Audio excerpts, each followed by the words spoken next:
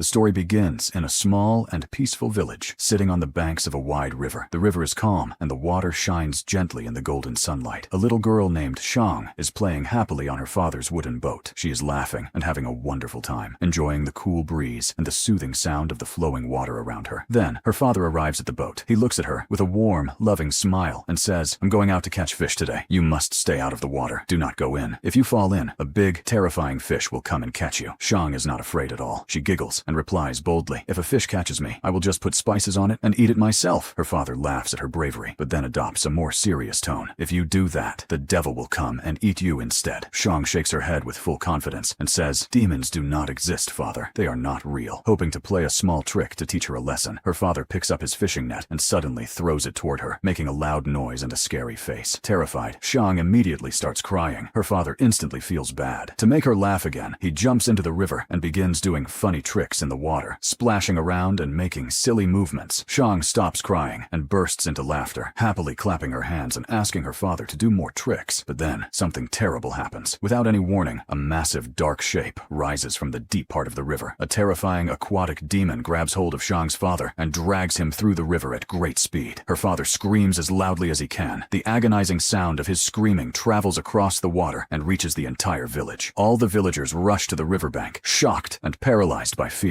No one knows what to do. The demon has made Shang's father its prey, and a dark shadow of dread falls over the village. Nobody dares to step near the water, the fake priest and the true hunter desperate. The villagers call for a Taoist priest, a man who boasts of having special spiritual powers to destroy evil creatures. The priest arrives with immense confidence. He performs a loud, dramatic ceremony and throws a powerful explosive bomb into the river. A big explosion rocks the area, sending water bursting upward. After a few moments, the carcass of a large manta ray fish floats to the surface. The priest raises his hands triumphantly and shouts, "I have captured the demon! The evil is destroyed, and you are all safe now." The villagers stare at the dead manta ray and blindly believe him. They immediately begin discussing what should be done with it. Many argue that since the fish killed a man, it must be punished, agreeing to let the priest butcher it. They offer him expensive gifts and bags of money as a reward for his heroism. But just before they can proceed, a young man arrives on the scene. His name is Tang. He is a thin, ordinary-looking young man who does not look like any kind of warrior or legendary hero. He looks at the manta ray, then turns to the crowd, raising his voice clearly. "You are all making a big mistake. This manta ray fish did not kill anyone. Manta rays are completely innocent, gentle creatures. They do not attack people, and they do not kill." The villagers look at him with deep confusion. One man steps forward and demands, "Who are you? Why are you here?" Tang stands straight and replies calmly, "I am a Buddhist priest. My mission is to find demons and save them. You can call me a demon hunter." Hearing this, the fake priest becomes furious. Fearing Tang will ruin his profitable scheme, he loudly addresses the crowd, pointing at Tang. "Don't listen to this man. He is a liar and a deceiver who only wants to confuse your hearts." The villagers, who already trusted the fake priest, instantly turn against Tang. Filled with anger, they refuse to listen to his words. They grab Tang, beat him mercilessly, tie him tightly with ropes, and hang him upside down from an old wooden pole. The fake priest smiles and says, "The demon is dead. The river is safe. Go and enjoy yourselves." The villagers cheer enthusiastically and run toward the river, jumping in to swim, laugh, and splash around. The demons return in chaos. Everything seems perfectly fine, but Tang, hanging from the pole, spots something through his spiritual awareness that no one else can see. He shouts at the top of his lungs, "Get out of the water! The demon is still down there! Get out now!" But the ecstatic villagers completely ignore his warning. Moments later, the actual demon rises once more from the deep abyss. It violently attacks a young girl, dragging her beneath the surface. The villagers erupt into panicked screams, rushing out of the river in absolute terror. A man runs up to the fake priest and yells angrily, "You lied to us! The demon is still alive!" Trying to maintain his composure, the priest stammering replies, "Stay calm, stay calm. There must simply be a second demon." But before he can utter another word, the demon shoots out its long, monstrous tongue, wraps it around the man, and pulls him into the water. The fake priest turns white with pure fear and flees as fast as his legs can carry him. The demon continues its relentless attack, grabbing the village headman next and dragging him under. Everyone is running in all directions, screaming and weeping. Tang, still hanging from the pole, keeps shouting instructions. "Stop running, lie flat on the ground, and pretend to be dead. The demon tracks movement. If you stay still, it will leave you alone." Some villagers listen, lying completely motionless on the earth. Maternal love and a tragic loss. After a short, tense while, a heavy silence falls over the riverbank. The demon moves slowly through the water, searching for any sign of life. Suddenly, a woman named Zen, the mother of little Shang, calls out desperately for her daughter. Hearing her mother's voice, Shang panics and begins to run. The demon immediately senses the movement and strikes. It grabs Shang and begins dragging her toward the river. river. Shen rushes forward without a single thought for her own safety. Several brave villagers join her, grabbing onto Shang and trying to pull her back from the demon's powerful grip. They pull with all their strength, but the demon is far too strong. It tears the little girl away from their hands and drags her into the murky river. Having managed to free himself from the ropes, Tang rushes forward to help, but it's too late. Zen, refusing to give up, jumps straight into the raging water, screaming, "Give me back my daughter!" The demon appears right in front of her, and before she can react, swallows her whole. The demon then turns its rage toward a nearby wooden bridge. It smashes one of the large supporting pillars with enormous force, causing the entire structure to break apart. Villagers standing on the bridge plunge into the river below. A small child tumbles off the fracturing deck, falling toward the water. Tang leaps onto a water-filled wooden swing nearby, using the momentum to swing across the air. He grabs the child just in time, pulling them to safety. But the demon is not done. It slams its giant tail into the remaining pillars, destroying the bridge completely. Tang falls into the wreckage. The demon lunges directly at him, but Tang moves quickly, narrowly escaping its jaws. In its blind fury, the demon crashes into a massive wooden block and gets stuck, unable to easily return to the safety of the water. Seeing his opportunity, Tang tells the surviving villagers, "I need your help right now. We must push the demon further onto the shore." Tang and a few men jump onto the wooden block, trying to tilt it so the heavy beast slides onto dry land. But the demon is incredibly heavy, and they cannot move it. Suddenly, a very large, heavy-set woman comes running toward the river, the ground shaking with every step she takes. Without a moment's hesitation, she leaps onto the wooden block with massive force. The block tips instantly, and the giant demon slides off onto the ground, accidentally crushing the fleeing fake priest underneath it. To enter Miss Duan, now stuck on dry land and away from the water's power, the demon slowly reverts to its human form, a normal, broken man lying helpless on the ground. Seeing the demon as a mere man, the vengeful villagers pick up sticks, stones, and tools, moving forward to beat him to death. Tang steps in front of them, holding his hands out. "Stop! Let me handle this. I am the one who subdues demons." The villagers step back. Tang puts down his belongings, reaches into his bag, and pulls out a worn, old book, a collection of nursery rhymes given to him by his master. He opens it and begins to sing the rhymes softly to the human demon. His master had taught him that these simple songs possess a unique spiritual power capable of awakening the inherent goodness within a demon's heart. However, the demon does not respond well to the singing. Infuriated by the melody, it launches itself at Tang. Tang stumbles backward, completely unable to defend himself since he is not a physical fighter. He is about to be seriously injured when, out of nowhere, a fierce young woman appears. Her name is Duan. Moving with incredible speed and martial skill, Duan attacks the demon with powerful, precise strikes. She then pulls out a specialized piece of enchanted cloth, wraps the demon tightly inside it, and ties it off. The terrifying river demon is now trapped inside the cloth bag like a helpless puppet. Duan brushes the dust off her clothes and walks over to Tang, asking curiously, "Are you a demon hunter too?" Tang nods earnestly, holding up his nursery rhyme book. "Yes, my master says I have a natural, unique talent for this. I am different from others." Duan looks at the children's book, looks back at Tang, and bursts out laughing. She raises her wrist, showing him her magical bracelet, a legendary weapon she uses to effortlessly capture spirits. The grateful villagers immediately surround Duan, showering her with joy and thanks. Tang stands to the side, completely alone and engulfed in deep sadness. He was supposed to save these people, yet he failed to protect even a single life. He returns to his master's temple and says quietly, "I failed again, master. The river demon's true past." His master listens carefully and gently explains a vital truth. He reveals that the river demon was not always evil. Long ago, he was a kind and generous man. One day, he saw a child drowning near the riverbank and rushed in to save them. However, the villagers completely misunderstood his intentions, thinking he was trying to harm the child. In their blind fear, they attacked him, murdered him, and threw his body into the river. His soul, consumed by immense agony and injustice, transformed into a vengeful river demon. Deeply moved, Tang asks his master, "Do the nursery rhymes really work? Can they truly turn a demon back into a good person?" His master replies with a question. "Why do you ask?" Tang says, "Because I want to help demons awaken their goodness, not just slaughter them like everyone else does." His master smiles warmly and says, "Killing a demon is easy, but changing a demon's heart, that is the truly great work. When you fully comprehend the depth of your journey, you will understand the true power of those nursery rhymes." He then sends Tang back out into the world. The illusion of the pig demon. The story shifts to a grand, lavish restaurant in a bustling part of another land. A young, wealthy couple arrives, but finds the massive restaurant completely empty. As they look around in confusion, a polite waiter suddenly appears, welcoming them warmly and showing them to a premium table. He begins bringing out plate after plate of extraordinarily delicious food. The couple is amazed by the quality of the feast. They ask the waiter, "Who cooked all of this? It is incredible." The waiter smiles proudly and replies, "Our master chef prepared everything. He is uniquely talented." Then the chef appears. He is remarkably handsome, charming, and dressed in fine silks. He begins to dance gracefully through the restaurant with immense confidence. The young woman instantly falls in love with his appearance, calling out to him repeatedly, but the chef ignores her entirely. When she persistently refuses to stop calling his name, the atmosphere turns freezing cold. The handsome chef opens his mouth impossibly wide, and an ear-splitting, horrifying shriek erupts from his throat. The couple is thrown into absolute terror. They try to run, but the chef, who is actually a dangerous and powerful pig demon, pulls out a massive rake weapon and brutally kills them both. The entire restaurant and its luxurious food were merely a grand illusion created by the pig demon and his spirits to trap and harvest humans. The next day, Tang arrives at the exact same restaurant. Unlike the tragic couple, Tang uses his spiritual sight to look past the glamour. He sees the broken, decaying ruins of the trap and the demons hiding within the fake setting. He steps inside boldly and announces, "I am a demon hunter. I know what you truly are. Your game is over." The hidden demons become furious and attack Tang all at once. Lacking any physical combat skills, Tang is immediately overpowered. Fortunately, Duan bursts through the doors. Utilizing her magical bracelet with lethal speed, she strikes down the minor demons one by one. However, she knows the most dangerous entity, the pig demon, is still hiding. Standing amidst the wrecked furniture, she challenges loudly, "If you have the courage, come out and face me." The battle with Kong Kong. The pig demon steps forward in his human guise, and a fierce battle begins. The demon is immensely strong and fast. Duan attacks relentlessly with her bracelet, refusing to back down. Eventually, she hits him with a blow so devastating that it forces him to revert to his true, grotesque, giant boar-like form. Duan instructs Tang to get close, explaining that the core of the pig demon's evil power is stored right in its throat. Tang must manually reach into its mouth and suck the evil essence out. Disgusted by the demon's terrifying, slimy face, Tang forces himself to do it. He squeezes the creature and draws the toxic dark energy out into his own mouth, enduring immense spiritual agony. Duan quickly extracts the evil from Tang's mouth and seals it tightly in her enchanted cloth. However, the pig demon's hatred is far too potent. The dark energy violently rips the cloth apart, and the demon breaks free. Realizing they are outmatched, Duan grabs Tang, and they flee for their lives as the entire restaurant collapses behind them. Once safe, Duan says in frustration, "We could have made a massive fortune if we captured the pig demon, but he is simply too powerful. My gear couldn't hold him." Tang replies smoothly, "I do not care about money. I want to capture demons to save their souls." Duan laughs at his innocence, warning him, "If you keep trying to do that, it will get you killed." Tang genuinely thanks her for saving his life once again. Touched by his purity and kindness, Duan realizes she is deeply in love with him and asks him to kiss her. Tang instantly turns bright red and runs away in a panic. The legend of the Monkey King. The next day, Tang seeks counsel from his master regarding the pig demon. His master shares the creature's tragic past. The pig demon was once a human man who was very ugly on the outside, but incredibly gentle and loving on the inside. He cherished his beautiful wife completely, giving her everything he owned. However, his wife despised his looks and betrayed him for a handsome lover. Before fleeing, she and her lover brutally stabbed the man with a dagger, leaving him to die in agony. The raw pain of that ultimate betrayal twisted his dying soul into a monstrous pig demon that hated all humans who valued superficial beauty. Tang feels deep sorrow upon hearing this. He admits, "This demon is far too powerful for me, master. I cannot capture him alone." His master nods understandingly. "You are right. You need the help of someone infinitely more powerful. There is only one being who can teach you the ultimate skill to subdue such malice, the Monkey King." Tang's eyes widen in disbelief. "The Monkey King? But master, that is just a myth. No one has actually seen him." His master replies firmly, "He is real. Buddha imprisoned him inside a mountain 500 years ago for his cosmic rebellion.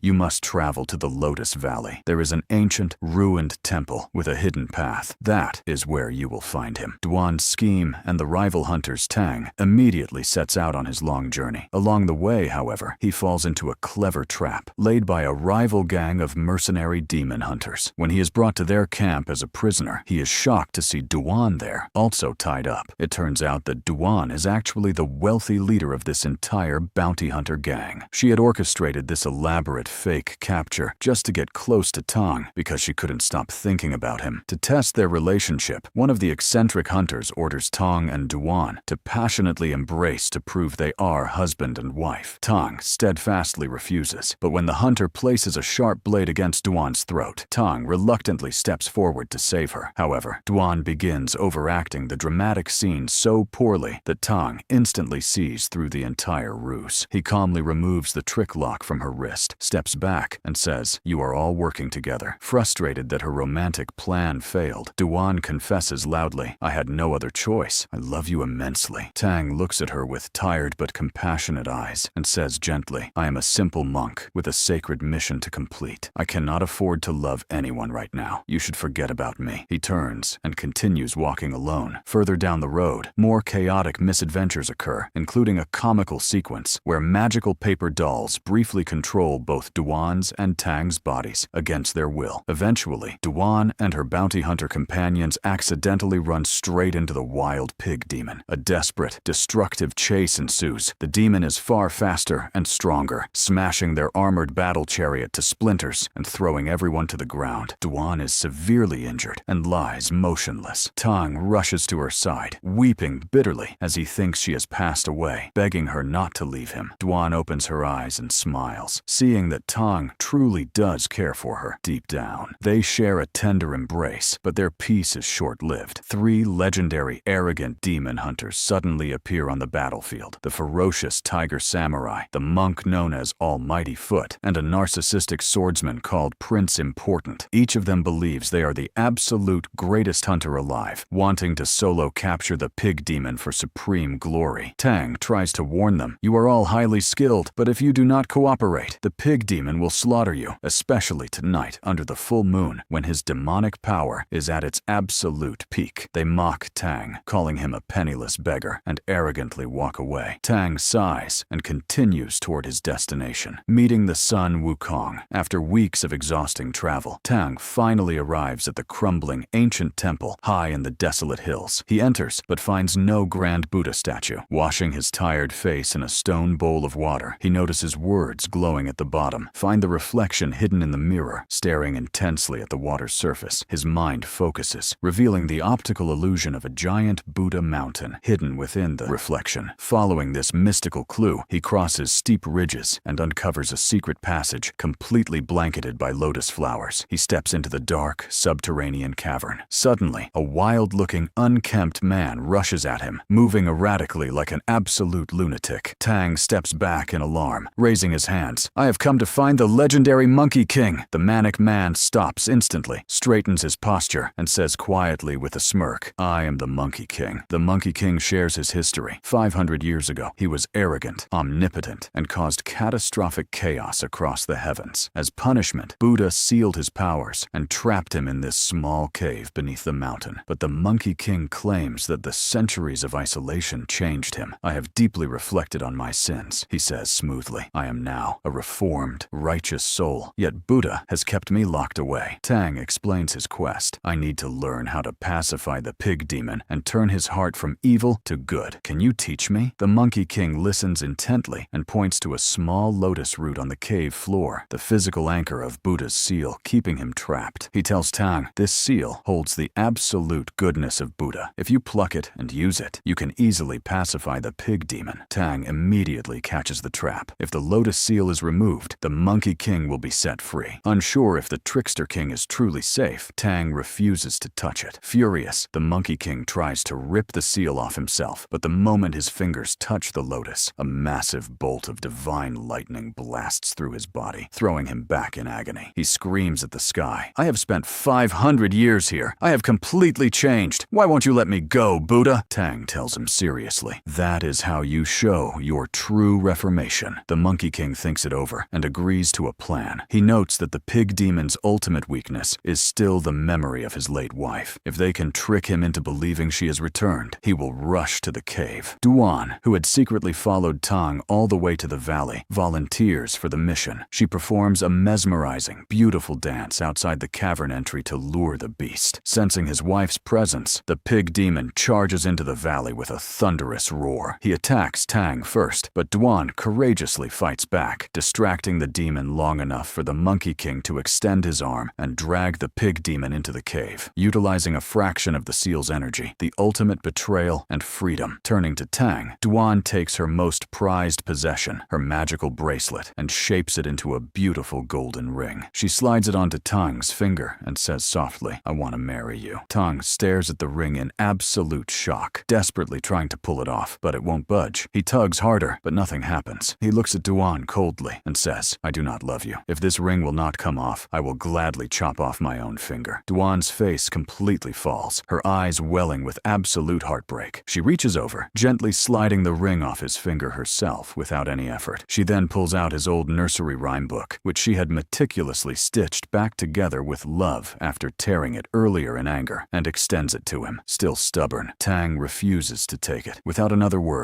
Duan walks away into the fog, weeping silently. Tang watches her figure disappear, a sudden wave of immense loneliness washing over him. He sits down outside the cave, realizing too late that he actually misses her deeply. In his profound grief and distraction, Tang absent-mindedly plucks a single lotus flower from the ground to clear his mind. In an instant, a shockwave echoes. Every single flower surrounding the cavern crumbles to ash. The seal of Buddha is broken. The Monkey King is fully liberated. A sinister, terrifying grin spreads across the Monkey King's face. He expands to his true immortal stature, beats Tang brutally, and screams triumphantly, "I am finally free." Tang stands up slowly, blood dripping from his face, and folds his hands in prayer. "There is no need to celebrate," Tang says serenely. "Buddha is still watching your actions." Enraged by his calm defiance, the Monkey King grabs Tang by his hair, slamming him repeatedly into the stone walls. Tang is grievously injured, but his absolute faith remains unshaken. Just then, the three arrogant demon hunters, Tiger Samurai, Almighty Foot, and Prince Important, arrive, loudly mocking the Monkey King. Tiger Samurai charges first, but the Monkey King effortlessly breaks his weapons and defeats him in seconds. Almighty Foot concentrates his entire spiritual energy into his leg, transforming it into a colossal, mountain-sized, bovine foot, slamming it down from the heavens onto the Monkey King. The Monkey King casually catches the giant foot with one hand and drives a devastating punch straight through it. Prince Important draws his legendary swords, unleashing a barrage of strikes, but the blades shatter harmlessly against the Monkey King's immortal skin, releasing a terrifying shockwave of pure demonic energy from his chest. The Monkey King instantly vaporizes all three master hunters into ash. The Monkey King turns back to the battered monk. "Now, it's your turn." Suddenly, Duan comes sprinting back into the valley, risking everything to save Tang. She attacks the Monkey King with her magical bracelet, but the immortal king is far too powerful. He casually grabs her, effortlessly snapping her arms and legs before throwing her broken body to the earth. Tang drags his bleeding body over, cradling her in his arms as tears stream down his face. Duan looks up at him with a faint, loving smile and whispers, "I came back because I love you. Do you truly not want me?" Tang's voice completely breaks as he sobs. "I have been absolutely crazy about you since the very first moment I laid eyes on you. I will love you for eternity." Duan whispers, "I cannot stay with you anymore. Just hold me close." Tang wraps his arms tightly around her,